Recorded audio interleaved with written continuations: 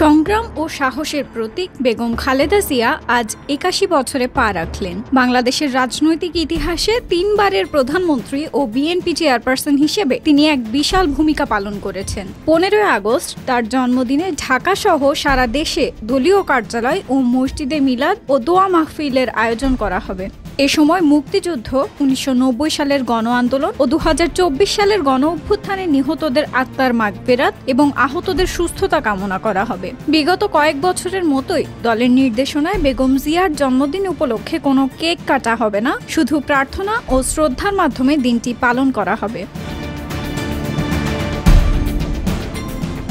বেগম খালেদা জিয়া ১৯৪৫ সালের ১৫ আগস্ট দিনাজপুরে এক সম্ভ্রান্ত মুসলিম পরিবারে জন্মগ্রহণ করেন। শিক্ষা জীবনে সুরেন্দ্রনাথ কলেজে পড়ার সময় পাকিস্তান সেনাবাহিনীর ক্যাপ্টেন জিয়াউর রহমানের সঙ্গে বিবাহ বন্ধনে আবদ্ধ হন। এ দম্পতির দুই সন্তান বিএনপির ভারপ্রাপ্ত চেয়ারম্যান তারেক রহমান ও মরহুম আরাফাত রহমান কোকো।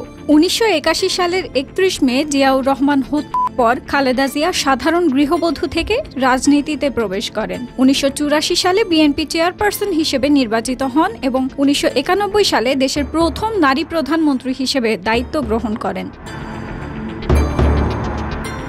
তিনি তিনবার প্রধানমন্ত্রী হিসেবে দায়িত্ব পালন করেছেন এবং ১৯৯৩ সালে সার্কের প্রথম নারী চেয়ারপারসন হিসেবে বিশ্বমঞ্চে বাংলাদেশকে প্রতিনিধিত্ব করেন। ২০০৭ সালে ফখরুদ্দিন সরকারের সময়ে কারাবন্দী হলেও ২০০৮ সালে মুক্তি পান। এরপর ২০১৮ সালে দুদকের মামলায় দণ্ডিত হয়ে আবারও কারারুদ্ধ থাকেন। তবে করোনা পরিস্থিতিতে ২০২০ সালে শর্ত সাপেক্ষে মুক্তি দেওয়া হয়। অবশেষে ২০২৪ সালে রাষ্ট্রপতি তার সাজা মওকুফ করেন।